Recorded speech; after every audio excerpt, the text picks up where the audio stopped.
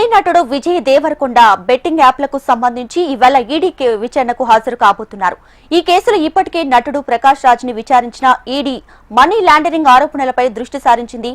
July 30న Prakash Raj ED ముందు హాజరై 2016లో ఒక యాప్ ని ప్రమోట్ చేసినప్పటికీ నైతిక కారణాలతో ఆ తర్వాత బెట్టింగ్ యాప్లతో సంబంధం కొనసాగించలేదని ప్రకాష్ రాజ్ తెలిపారు. ఇక ఈ కేసులో రానా దగ్గుపాటి ఆగస్టు 11న, మంచు లక్ష్మి ఆగస్టు 13న విచారణకు హాజరు కావాలని ఈడీ నోటీసులు జారీ చేసింది.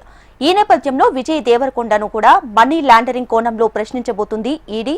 ఈ కేసులో 29 మంది సెలబ్రిటీలపై దృష్టి సారించారు ఎన్ఫోర్స్మెంట్ అధికారులు.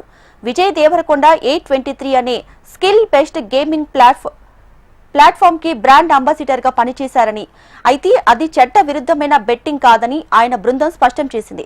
సుప్రీంకోర్టు రమ్మీని స్కిల్ ఆధారిత గేమ్ గా గుర్తించిందని, గ్యాంబ్లింగ్ కి భిన్నమని వారు వాదించారు. అయినప్పటికీ ఈడీ ఈ ప్రమోషన్ల ద్వారా జరిగిన ఆర్థిక లావాదేవీలను, పారితోషికాలను, కమిషన్లను లోతుగా పరిశీలిస్తుంది.